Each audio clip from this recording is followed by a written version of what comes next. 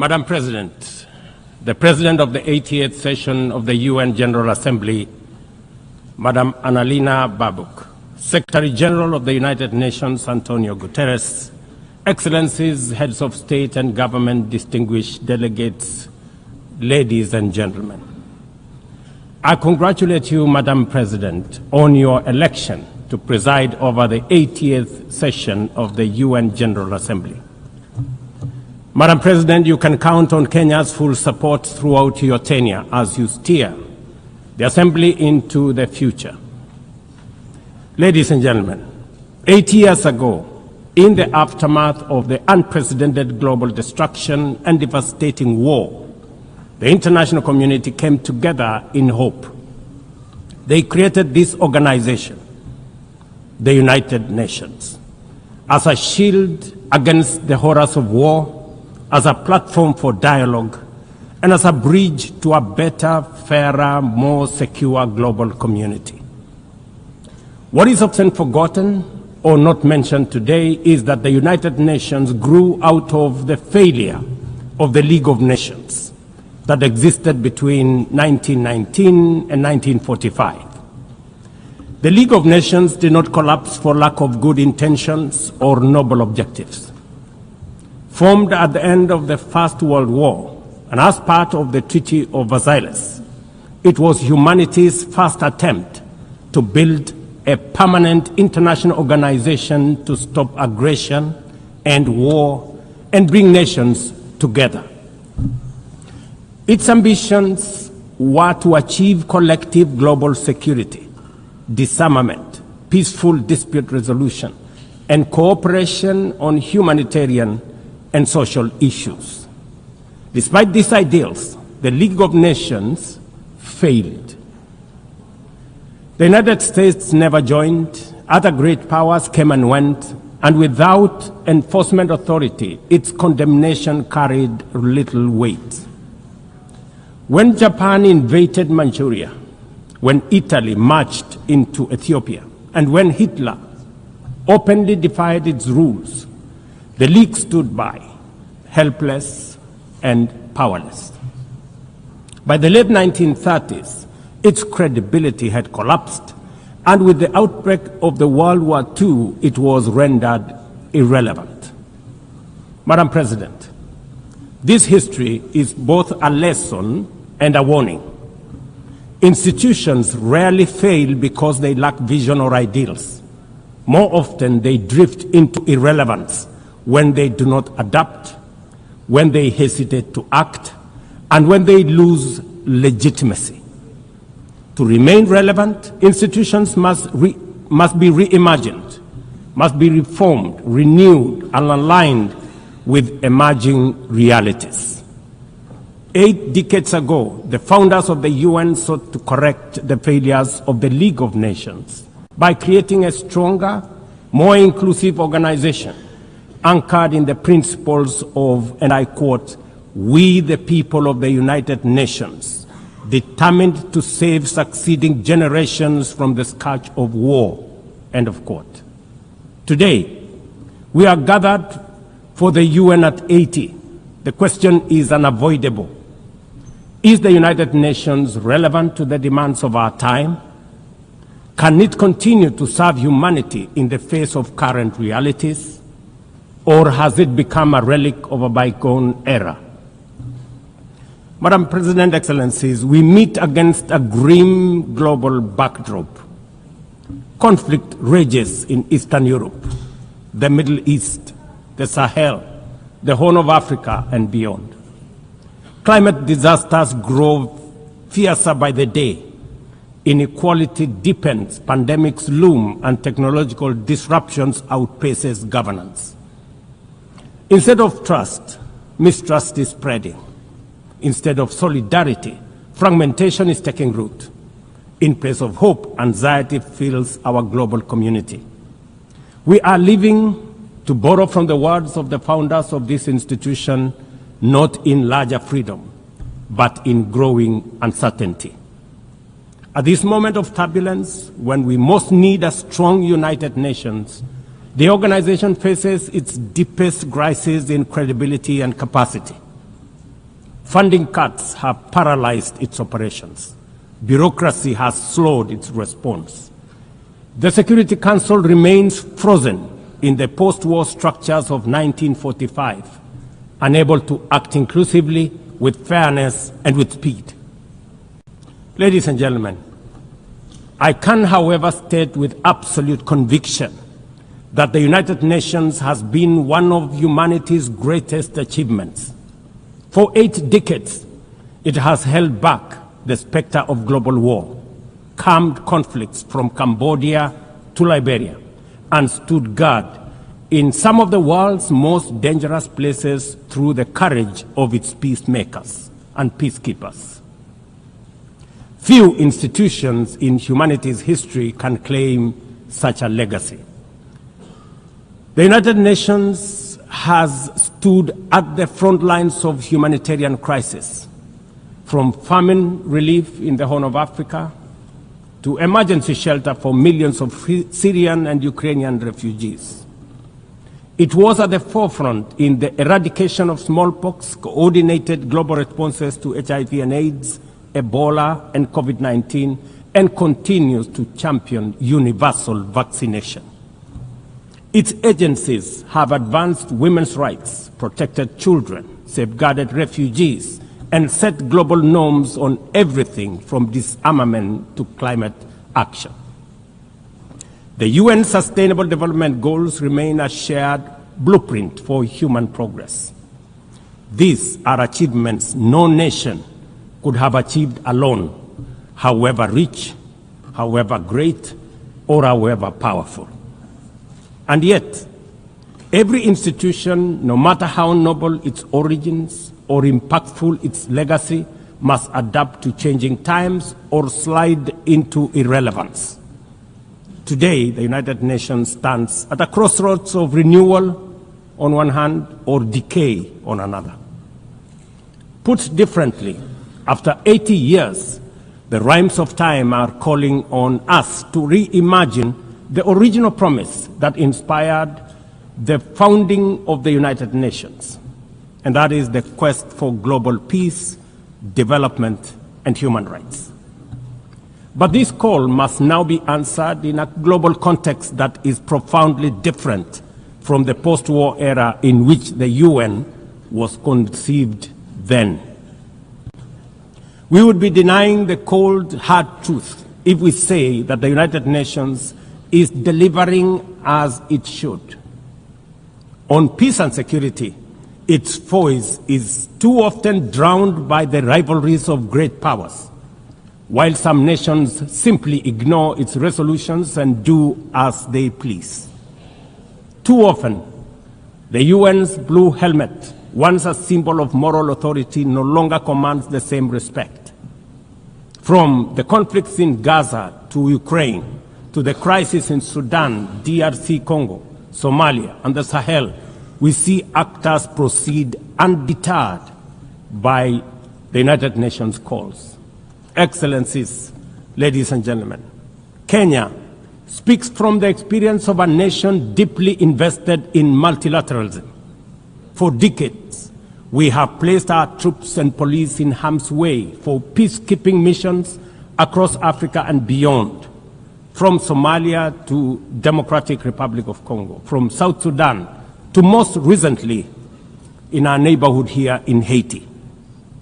Over the past 15 months, we are proud to have led the multinational security support mission in Haiti, not because it has been easy, but because solidarity is the essence of the United Nations. Madam President, the mandate of the MSS mission is coming to an end in a few days. As the lead nation, allow me to briefly share our experiences, the successes and the challenges, as both a cautionary tale and a living lesson about the strengths and weaknesses of the current global security governance architecture. For far too long, the people of Haiti called out to the world. Too often, their pleas were met with silence, hesitation, or half measures. Haiti became a tragic reminder of what happens when the international community looks away, prevaricates, or offers half-hearted support. When for the Haitian authorities, it was in the belief that we were joining a genuinely multinational effort. We welcomed and fully embraced Resolution 2699, by which the United Nations Security Council authorized the MSS with Kenya as the lead nation. Drawing on our decades of peace support operations, we stepped forward, stepped up, and deployed our officers to confront the rampant menace of gang violence in Port-au-Prince and its environs. Madam President, ladies and gentlemen, the mission has operated in a volatile environment under enormous constraints. It has been underfunded, under-equipped, and operated below 40% of its authorized personnel strength. Our police officers have valiantly shouldered responsibilities without the full logistical support that would accompany any mission sanctioned by the United Nations. Despite these challenges, and against all odds, the MSS has delivered results many thought were impossible.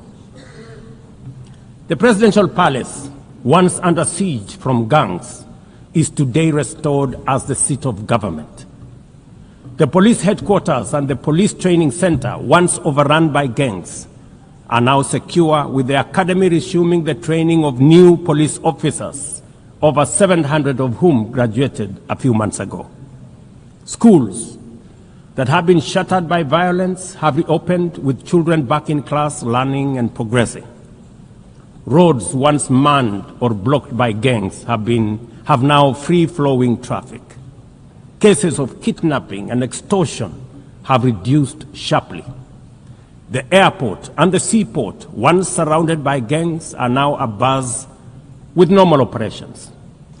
Which begs the question, if so much could be achieved with limited resources and stretched personnel within just 15 months, what more could have been accomplished if the United Nations fraternity had truly acted together in solidarity with the people of Haiti?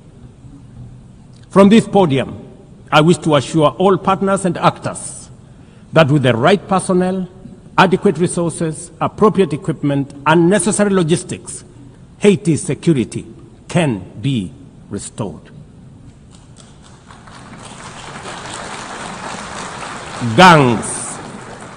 Gangs can be neutralized and the safety of streets, schools, hospitals, and homes secured.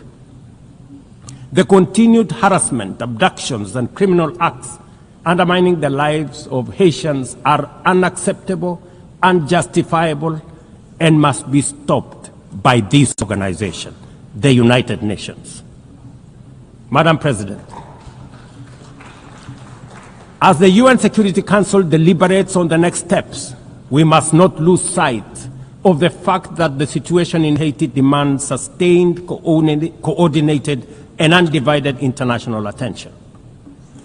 A careful and orderly transition from MSS is essential to consolidate the hard-won gains so far achieved. I urge the Security Council and all partners to remain steadfast in ensuring that Haiti moves forward on a path of peace, stability, and renewal. Ladies and gentlemen, on human rights, our principle is clear and unwavering. The protection of civilians and respect for humanitarian law cannot be applied selectively. We cannot condemn suffering in one place and turn a blind eye in another. Kenya is gravely concerned by the humanitarian catastrophe in Gaza and by the immense suffering of civilians caught in the devastation of disproportionate military operations. At the same time, we call for the unconditional release of Israeli hostages. In line with the African Union and United Nations resolutions, we also call for a permanent ceasefire, for strict adherence to international humanitarian law, and for the launch of a credible political process. Only through such a process can the vision of a two-state solution be realized where Israel and Palestine live side by side in peace, security, and stability. Kenya is equally deeply troubled by the worsening humanitarian situation in Sudan, where innocent citizens are caught in the crossfire of a needless war. We fully endorse the Quad, comprising Egypt, Saudi Arabia, the United Arab Emirates, and the United States, in affirming that there cannot be a military solution and that only political dialogue offers a viable path forward. We join the Quad in urging all parties, including SAF, RSF, and the external actors, to respect Sudan's sovereignty, unity, and territorial integrity, and firmly reject any attempts to divide the country, reaffirming our unwavering support for a unified Sudan for the benefit of all its people. Excellencies, distinguished delegates, those who look to the future with a clear vision know that climate change is not only the single greatest threat of our age, but also one of the greatest transformation opportunities of our time. The global stocktake has made it plain that the world is off track. Current national determined contributions are steering us towards temperature rises far beyond any safe threshold. This is the difference between survival on one hand and devastation for millions across the world on the other. Kenya and Africa are not passive victims of this crisis. We are taking bold steps showing that climate action is not only possible, but can also be the foundation for inclusive growth. We are building a climate-resilient society by embedding adaptation into every sector, from agriculture and energy to infrastructure and livelihoods, to sustainable mining and artificial intelligence. This ambition is visible on the ground. Today, 93% of Kenya's electricity comes from renewable sources: geothermal, wind, solar, and hydro. We are expanding investments in e-mobility, climate-smart agriculture, clean cooking solutions, and green manufacturing. We are also pioneering nature-compatible solutions such as sustainable waste management and circular economy interventions. Africa, too, is uniting its voice. In 2023, in Nairobi, we hosted the inaugural Africa Climate Summit, where the continent adopted the Nairobi Declaration on Climate Action and Call to Action. Just 2 weeks ago, in Addis Ababa, Africa came together once more at the second Africa Climate Summit to reaffirm our commitment and strengthen our ambition for climate-positive growth. We declared Africa not just as a victim of the crisis, but as a source of solutions, with climate action driving economic growth, transformation, and job creation for our communities. Ambition, ladies and gentlemen, cannot stand on willpower alone. Implementing our new NDCs will require $56 billion. That is why we call on the global community to unlock the $300 billion agreed at Baku, and to accelerate negotiations towards the new $1.3 trillion goal under the Baku-Belém roadmap. Without affordable finance and without reform of the international financial architecture, the promise of climate action in Africa will remain constrained. Madam President, in the aftermath of World War II, the Bretton Woods institutions were created to stabilize the global economy and rebuild war-torn Europe. At that time, their design reflected the power and interest of the victorious nations, who were also their primary shareholders and beneficiaries. The IMF was tasked with upholding the gold standard exchange rate system, while the World Bank was established to finance Europe's reconstruction. Both have since evolved into development finance institutions, but their structures decision-making, and governance remains dominated by wealthy nations. Today, the global context is vastly different. The global standard collapsed 5 decades ago, and Europe has long since been rebuilt. Yet, the governance of these institutions has not kept pace with needs of a multipolar world, especially the needs of poor and developing nations. The mismatch between shareholders and stakeholders has become starkly visible. For instance, during the IMF's recent allocation of special drawing rights, 64% went to wealthy nations. Just imagine, 64%. With little need for liquidity support. They didn't need the money anyway, but they got 64%. While the poorer countries received just 2.4%. What a disconnect. The imbalance highlights how the very institutions meant to safeguard global finance stability often perpetuate inequality and instability. I have argued, and I say it again, that the current global financial architecture punishes poor countries with high interest rates and enormous conditionalities, while rewarding rich nations with lower interest rates and softer lending rates. Its rules, priorities, and allocation mechanisms consistently favor those already prosperous, while trapping vulnerable economies in cycles of debt, high borrowing costs, and inadequate access to emergency support and concessional funding. It is imperative to transform these institutions into genuinely independent, apolitical global bodies that their operations are aligned with their global mandate. Such a shift would democratize decision-making, restore credibility, and allow the IMF and the World Bank to serve all countries fairly rather than reinforcing old hierarchies.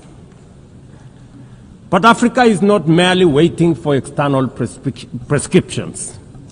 We are taking bold and deliberate steps to strengthen our financial independence, safeguard our stability, and accelerate our development. Kenya, for instance, fully endorses the establishment of the Alliance of African Multilateral Financial Institutions, launched with the Africa Union in February 2024. This alliance brings together our homegrown banks, Afrexim Bank, the Africa Finance Corporation, the Trade and Development Bank, Shelter Afrique, Africa Re, Africa Development Bank, Africa Trade and Investment Development Insurance, and ZEPRI, institutions that embody Africa's determination to mobilize resources, finance trade, and build resilience on our own terms.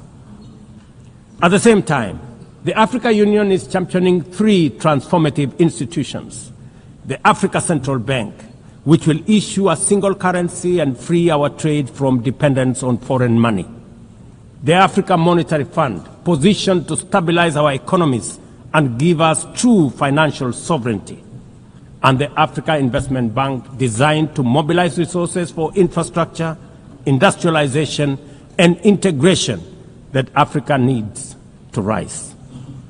And to complete this vision, the Africa Credit Rating Agency, one that understands our realities, values our uniqueness, and tells our story with fairness and truth, has already been established. Excellencies, as we mark the 80th anniversary of the United Nations, Africa also marks 20 years since the Ezulwini Consensus and the City Declaration, the 2 historic milestones that establishes the common African position on UN Security Council reforms.